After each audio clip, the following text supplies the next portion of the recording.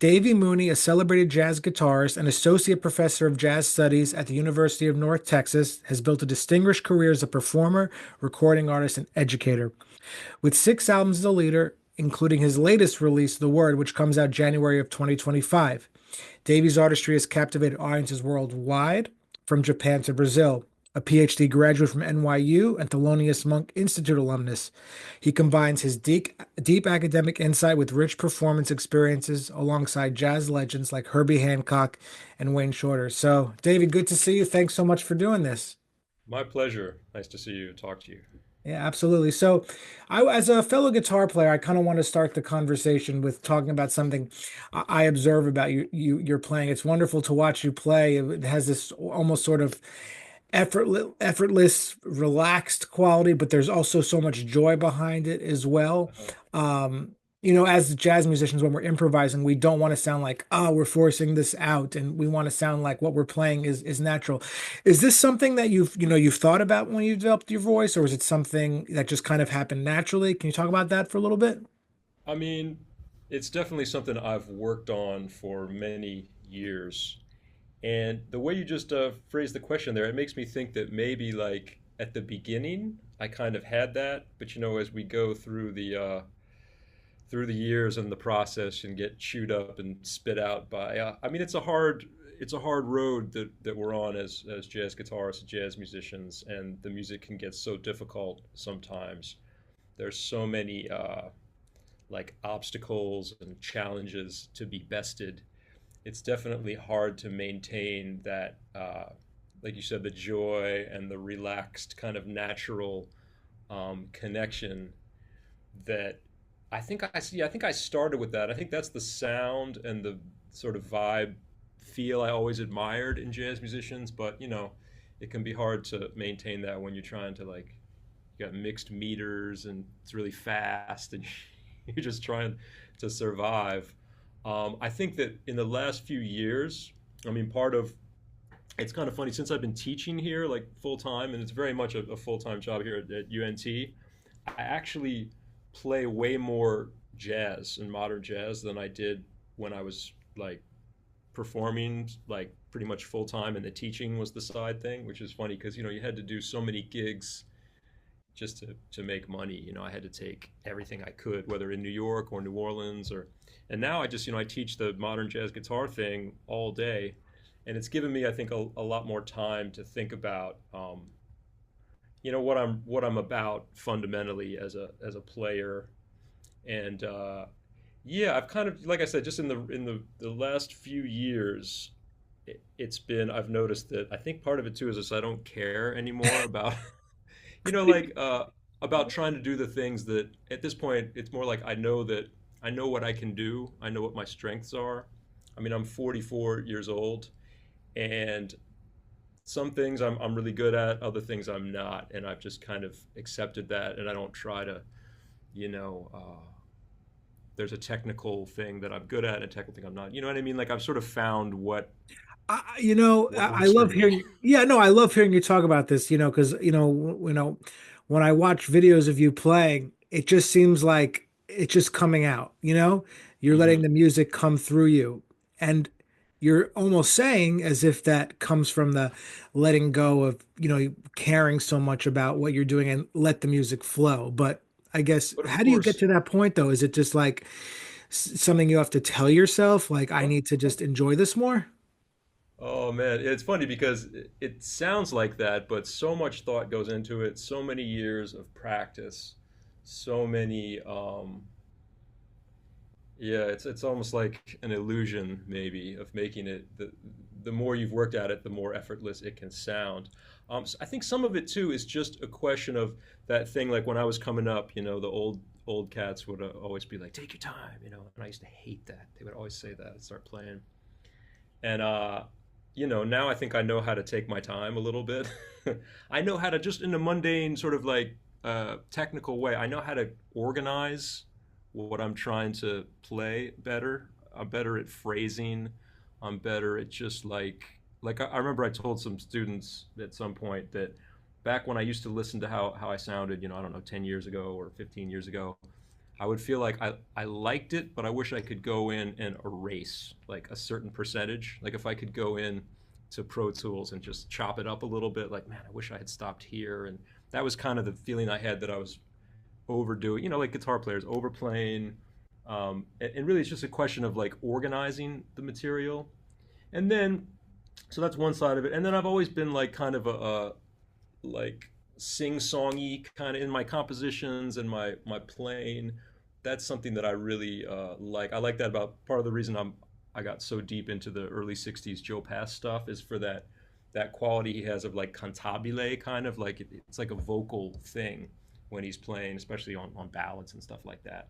And that's just something that's always appealed to me in jazz, is that so I've always strived for that. And the trick is like, how do you do that when you're playing 26/2? How do you do that when you're playing? It depends, depending on the music that you're playing, it can be very, very difficult. And the people Yeah, I you're mean, playing you're with. talking, and I love that thing about your videos too, is that, Hmm. you really as you go through certain standards, you explain how you think about it. And the truth is, Hmm.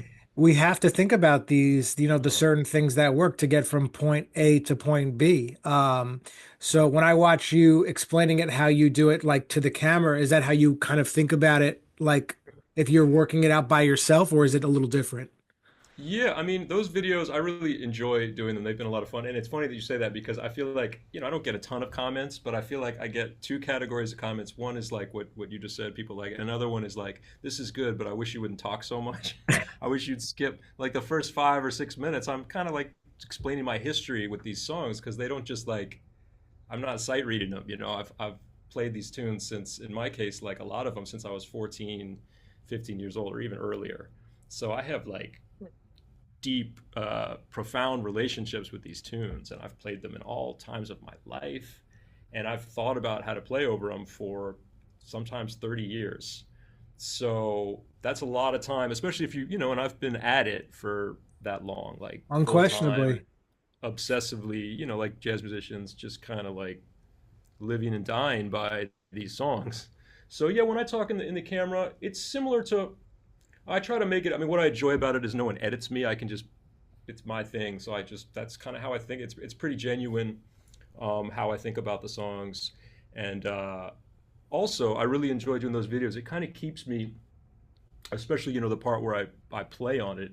I feel like it kind of keeps me in shape to like going in the studio and stuff like that. The idea that you push record and it's 1, 2, 3, 4, and I'll do a couple takes, but it's so that way it's a very similar process to just being able to make it happen on when the, like I told a student in the jury the other day, really all we have as musicians is somebody goes 1, 2, 3, 4, and then it's you, and that's Yeah, all there is, really. I mean, absolutely. And I also really enjoyed how, I think, you can correct me if I'm wrong here, but you wouldn't have taken you're saying that your jazz guitar teaching, that's your full-time job essentially. You're yeah. playing with the students, and playing Hmm. this music all the time with them. I'm assuming in a duet setting. Yeah. That being said, I love playing this music. I mean, to be Me too. honest, the most fun I have is just playing alone when nobody's there. Hmm. So, I would imagine, do you have like a similar look at that when you're playing with the students? Like you just love the music so much, you're okay with it at this point, just to be in playing with them? Or do you ever long for another type of, musical outlet that you could, have right now? Because this job is definitely demanding, I'm Yeah. sure. I mean, yeah, it's the way my life and career has gone. I have two kids. I have like a 10-year-old and an 8-year-old boy. I'm married. I got a house and all that. And I think that if I were, I mean, not that there's a ton of like modern jazz guitar road gigs around, but if I had somehow come upon one, I don't know if that would have really fulfilled me. I don't know that it's possible to have both of those things, and something's got to give, and I feel like that in my life now. Like I play a lot of gigs here in the DFW area, and mostly I do it for the money, and I don't have any I don't feel bad about saying that. And I think it's good, to make money playing music. Like tonight, I'm going to go play at a art museum in Fort Worth with a friend of mine, with a great tenor player named Shelly Carroll, one of the best tenor players in Texas. Great band, but we're going to play some Christmas stuff, the type of gig, and make some money and come home. And I'm satisfied doing this, teaching. I think that if I think what keeps me satisfied is the music I'm playing. I'm always sort of doing what I'm good at. No, I'm not playing, and not to judge this kind of music, but I'm not good at playing like rock gigs. I love rock music, but I never developed that skill. I don't like cover bands and things like that. I never have, I have a Benedetto, and that's like I've been fired from my every cover band I've been yeah. in. I mean, I respect people that can do it well, you know what I mean? But I would not be happy doing that. And, I'm still playing guitar solos, and I play solo gigs, and I enjoy what I'm doing. And I maintain projects like, this new record is a drummer friend of mine from Tokyo, who and I've done tours in Japan, and I'm going to go to Brazil over Christmas and play with a band that I play with down there. And I'll do smalls in February, and so I still do things, but it's not like I said. I'm teaching. The semester is the semester, and What day are you going to be there in February? Smalls Jazz Club. It's February. I'm gonna look it up real quick because it's actually my friend from Tokyo. He's coming in, Ko, and we're gonna play the tunes from the new record, and then he's gonna come down to Texas after that, and we're gonna play. I believe it's the 4th. Yeah, February 4th, My Tuesday, brother's February 4th. birthday. I'll see it. Okay, yeah. It's Bring also it on. Ro- Hey, it's also bro. Ro- it's Rosa Parks' birthday that day too. Oh Just fun wow. Oh fact. man. Yeah. Dang. So Okay, that's I'll try heavy. I'll try to make it out if I'm not working or anything. Yeah, bring your brother. I got a birthday present for you, bro. Yeah, he's But not a like so musician. so I try to maintain those things as much as I can, but clearly like the way my career has gone is, I'm like jazz dad. I'm taking my kid to hockey all the time. That's what he plays. So it's like, I'm a very bourgeois, my lifestyle. And I like it, and I still play the music, and I like doing those videos. I'm recording for Sunnyside. I've tried to cultivate what I have, and I'm very content with where I Do am. you think about, you teach at North Texas. Hmm.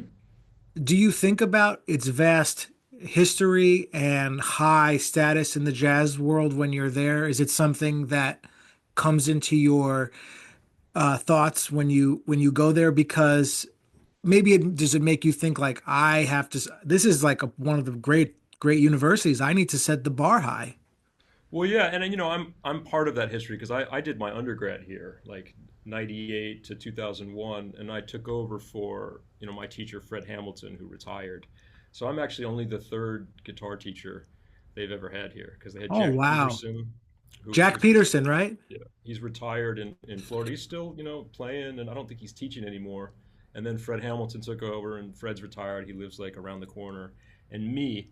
So yeah, definitely. I'm like I said. I mean, I did my undergrad here, so most of the teachers that I worked with are retired now, except for my office neighbor here on the other side of that wall, Lynn Seaton, great bass player. I think he's one of the only ones that Rosanna Eckert, a vocalist. There's a couple, but everybody else, the faculty is all turned over. And I feel a real connection with it, and sort of a respect, and all the things like the legacy and all that. I think about it a lot. Yeah. Yeah, well, when you think about like Jack Peterson, the man who taught John Abercrombie, and Hmm. you're there filling in that role, it's got to be a really cool feeling, I would say. So it's good to hear that Yeah. you look at it that way. No, it's a lot of. I mean, and like I said, I think it was easier for me too because I went here, and also because Fred Hamilton had everything working so well when I took over. It wasn't like I had to build. The other side of it is you don't have to build it from the ground up. You kind of step in with a machine that's rolling pretty well, and I'm going to knock on wood, but we always have good enrollment and stuff like that. So I know a lot of people that go into this have a whole host of other. I mean, really, our problem is sometimes we have too many students. That's like the best problem you could have. Like, but a lot of places it's really hard to just maintain the program, and you have to worry about that all the time. And I'm gonna knock on wood one more time, but because Fred did such a good job, I was able to come in and just try not to mess it up, kind of, you know. Yeah, no, that's so great to hear. I'd like to ask you a question about, I know it's such a cliche, but as a fellow guitar player and someone who admires your playing, what recordings are you still going back to and listening to this day that are exciting you, the way they did when you were younger, let's say? Yeah, sure. I mean, what I do now, and I tell the students this, and it's true. I have like I finally got like a turntable, you know, record player, and so I've picked up a bunch of just LPs, usually at the in the bargain bins, and just over the years, and I just love the sound of, and I mean literally the sound of that sort of classic late 50s, early 60s, all those records like I really love all those Milt Jackson meets so and so, like Bags meets Wes and Bags and Train. I have some of those on vinyl. I mean, I go back to me still for Django. Joe Pass is like a perfect album for me, and I go back to that again for that style, like you were describing earlier, that melodic thing and the ease of playing and the vocal style. I listen to that a lot. It's funny. I mean, I go back to all the stuff I listened to when I was in my late teens and early 20s. All this, sometimes modern stuff too. You know, some early like Rosenwinkel stuff that was very important to me. Peter Bernstein, and you know, because I'm teaching certain songs so much, you know, I teach a graduate improv class, so that repertoire I change it up, but I'm always listening to stuff like, you know, Ellington stuff with Strayhorn tunes, and you know, classic Benny Golson tunes, and just going back to those. But really, to me, the sonically too, I really like the other day just putting on Breezin' on an LP and just in my house. That record sounds so amazing. Just the sound, it comes out and you're like, oh my God. And it's, you know, you can't help it. You start grooving to it. And I mean, I guess having made a bunch of records, I appreciate how the achievement of just a great sounding album, whether it's like was cutting edge or whether it got this kind of review at the time. But yeah, I put that stuff on, and occasionally, you know, I'll put on like it's not always jazz, but I'm really into the LP thing right now, just because I miss the. I don't really like listening to music on the computer. I do that for or streaming things. I do it for class because I need to, but when I actually want to listen to music, I like the ritual of. And the LP is kind of fun because I didn't have LPs growing up. I was always, you know, CDs and tapes really before that. But I like taking Cassette it out. tapes. Yeah, exactly. Taking it out of that. My first jazz stuff, I had cassettes of like a Love Supreme, and Oh, really? oh yeah, I had That's the. awesome. I bought a Love Supreme because at the time I was into like concept albums, like rock, like Queensryche and stuff, and I saw. Oh, I saw uh, Queensryche. I've seen him play before. Me too. And Queensryche and Fate's Warning. oh, bro, yeah, yeah. But I saw like Love Supreme had four parts, and I was like, it's a jazz concept album, Yeah. and that's why I bought it. Anyway, that was a long time ago, but yeah. So I just enjoy the ritual of the LP, and I like that classic period just for the sonic experience. Those records sound so good, and I'm really into the Milt Jackson collaboration records in the '50s. I'll put No, those on that's all the great. That's great. You've had the opportunity to work with so many tremendous players. I mean, time. over the years, and I'm sure out of all the performances you've done, who that you played with made you almost like shift your playing a little bit? Because everyone is, Oh with jazz collaborative, but like who really like made you, their energy just like took you in another direction? yeah, yeah. That's an easy one because for me it was getting to play. I did one gig with the Brian Blade Fellowship Band, and this was like I remember it was April 15th, 2009. And I remember, like, I had this opportunity because I guess Rosenwinkel wasn't with the band, and they were doing stuff from Seasons of Change at Lincoln Center, and I practiced. I was trying to like memorize everything and get. I hadn't been performing with people on that level, really. Like that opportunity when it comes, and it's big shoes to fill, and you're. Anyway, I remember doing the gig, and like I didn't mess it up, but I remember thinking like when it was time for my solo the band was I guess I had been in in situations where everything was very combative, like you play all your stuff and I'll play all my stuff, and this person over here is going to play all their stuff, and it's like, let's just do all our stuff, and it's almost like a wrestling match or something. But I remember in that band, it was like time for my solo, and all of a sudden, I got the sense like, okay, they're about to provide like the greatest accompaniment in the world for me, and I was like, well, what am I bringing to the table for them to accompany? You thought this before you were about to. Yeah, like Wow. at the moment, like what was happening, and I remember thinking like, I don't have enough, just of me fully. I'm not when you're in that situation. I wasn't bringing enough to the table as Davy Mooney. Like I had shed the music, I knew the chord changes, but and that's because you're playing with people on that level.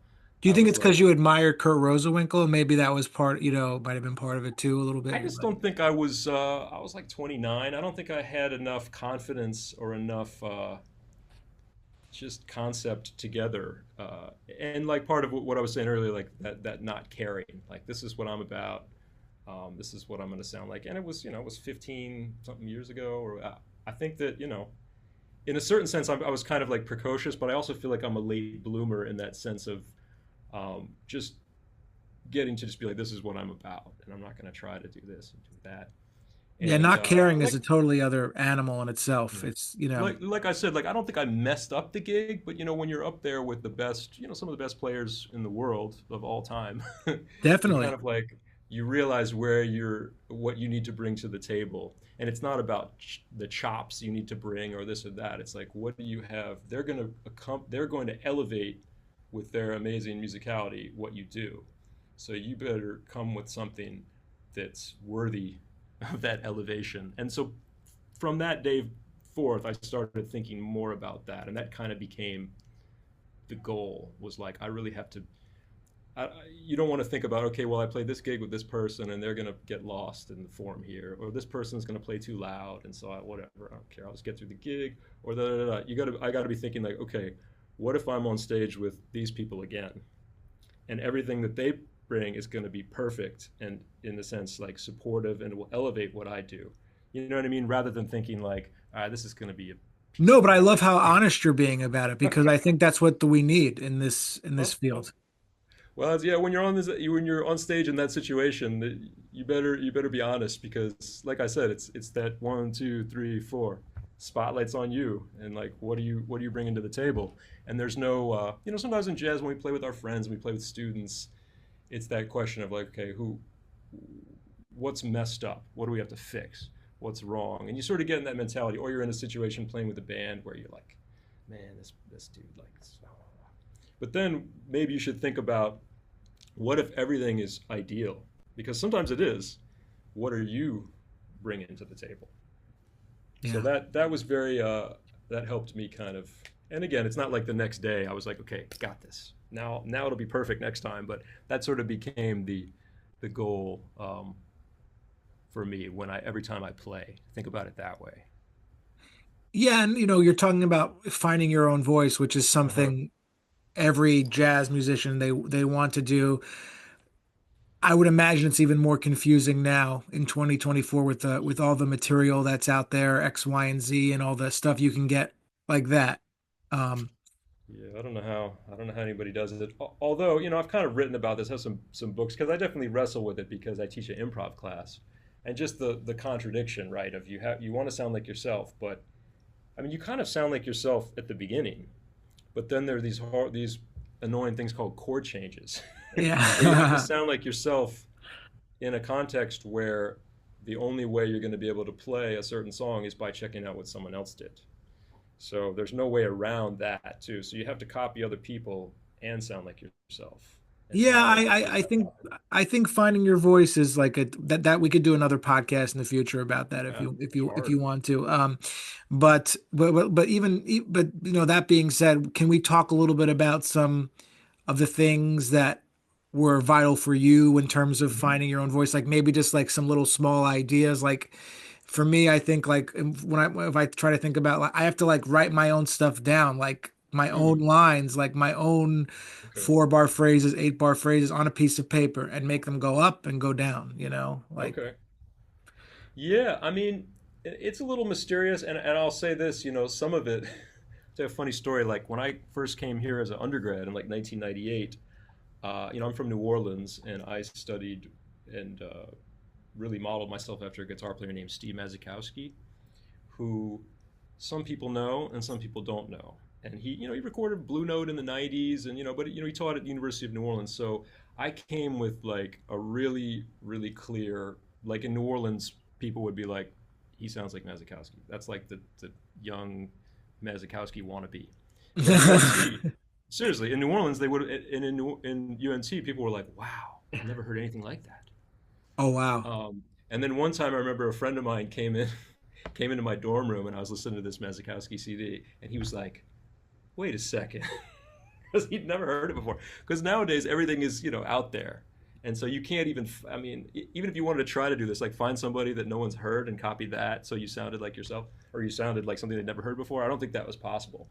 And for me, it was just like that was who I wanted to sound like. That was my, the local big dog that You I was think a trying to part of sound it like. is you have to have someone that you look up to and on that level and maybe, I mean, take a what it similar. was, I was trying to learn how to play jazz, and he had figured it out, and I could sit and watch him. And if there was any question or concern or problem I had with anything, I would just like, oh, that's how you do it. Got it, And got I it. could literally like see it, like, oh, okay. And I had enough facility where I couldn't play everything like him, but so it was hard not to. And I kind of felt the same way about Rosenwinkel later on, where I would sort of make myself stop buying his records just because it felt like the solution that he had for everything was like the best one. And like, why would I do it any other way when I heard certain things that he did? So I was like, that's like scary. I better not like My actually father listen is to like he's like a big rock guy. Like he it. didn't understand when I wanted to like learn how to play jazz.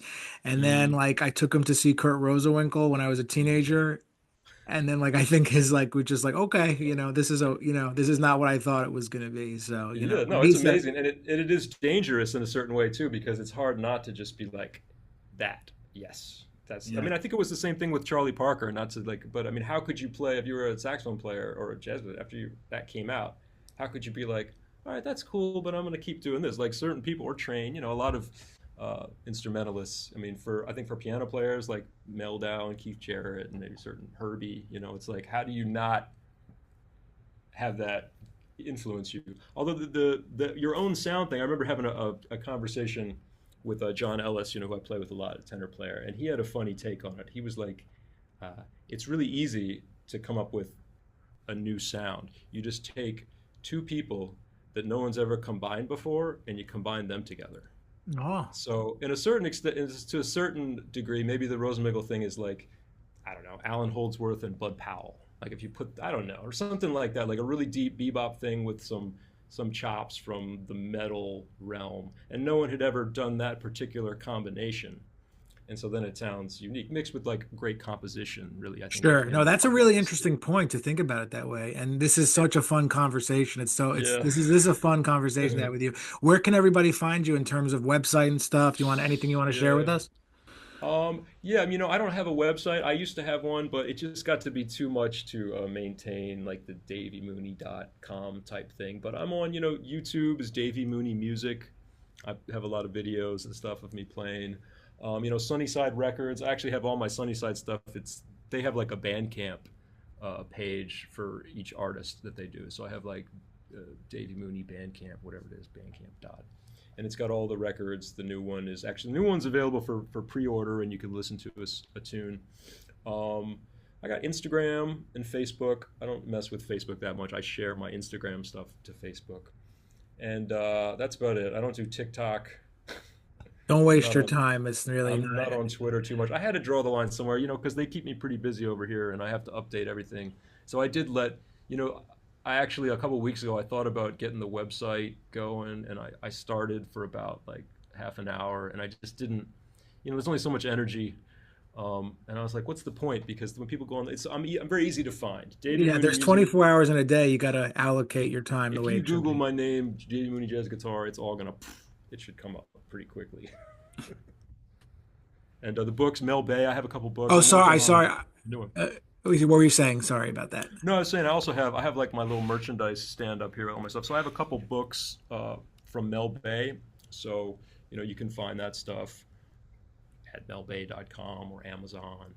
And yeah, the records from Sunnyside, it's all up there, the YouTube channel. I try to stay on it, as much as I can. Oh, awesome. This has been great.